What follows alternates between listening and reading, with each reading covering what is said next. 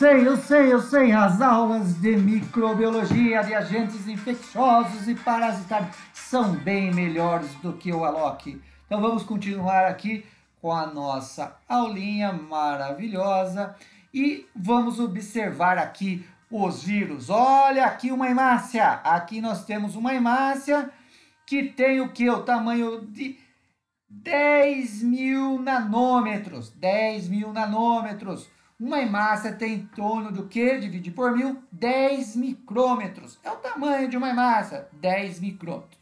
Bom, os vírus, eles estão na escala do nanômetro. Nós não conseguiríamos observar os vírus lá no microscópio. As hemácias, nós observamos uma bactéria que tem em torno de 1 micrômetro, que é 1.000 nanômetros. 1 micrômetro tem 1.000 nanômetros. Nós observamos, conseguimos observar aqui um bacilo gram-negativo, que é a Escherichia coli, uma bactéria. Mas os vírus, como são pequenos, então tem vírus de até 24 nanômetros, somente com a microscopia óptica que nós conseguimos observar os vírus. E olha, os vírus, eles têm formatos muito diferentes, formatos esféricos, aqui o coronavírus, esse aqui é um bacteriófago, um vírus que tem uma estrutura bem interessante, um bacteriófago. Nós temos vírus do formato icosaédricos, esféricos, mas são estruturas na escala nanométrica, né?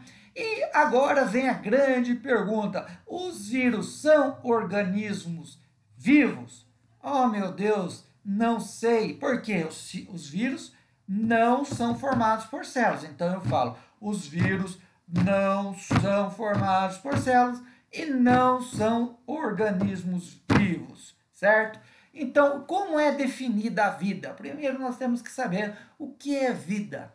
O que é vida para você, caro aluno? O que é assistir às aulas de agente infeccioso? É vida para você ou não é vida? Responda aí no grupo nosso do WhatsApp se é vida uma quinta-feira à noite você assistir a aula de agentes infecciosos e parasitários com o professor Pedro. Responda aí de uma forma bem filosofal o que é a vida para você. E como é definida a vida? A vida pode ser definida como um complexo. A vida é complexa, a vida não é simples, né? Até porque tem muitas pessoas que pensam que a vida tem que ser complicada. Para que facilitar se a gente pode complicar? Isso daí que a gente faz quando aplicamos uma prova de agente infeccioso. Para que simplificar se eu posso complicar?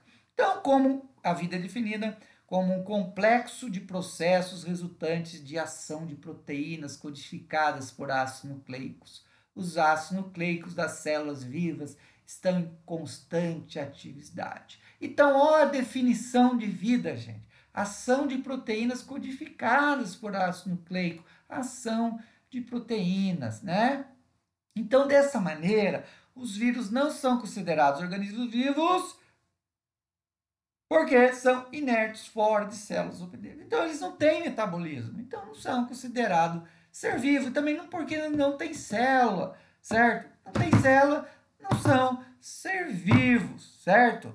Mas, no entanto, quando penetram a célula hospedeira, o ácido nucleico vitral, né, que eles falam que é meio vitral, meio vidro, né, torna-se ativo e funcional. Então, penetrou dentro da célula, o vírus que era inerte torna-se ativo. Sobre esse ponto de vista, os vírus estão vivos quando proliferam dentro da célula hospedeira infectada.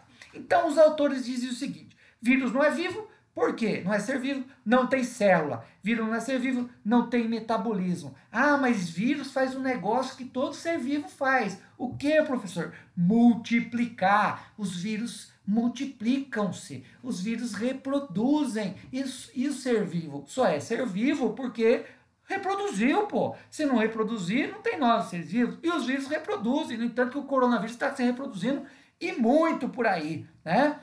Então, vírus, alguns autores falam, não, é ser vivo porque tem a capacidade de reproduzir. E outros autores dizem também que são seres vivos porque eles têm capacidade de mutação.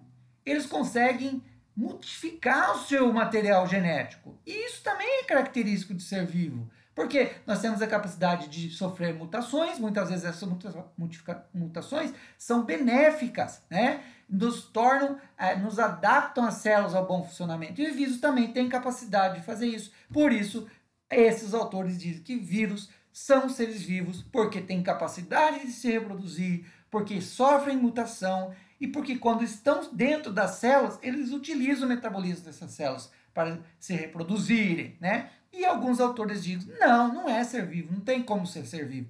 Por quê? Porque esses vírus não são formados por células e eles não têm metabolismo próprio fora de uma célula. Tá? Aí fica a questão para vocês. Defina para mim o que é vida para vocês nesse momento.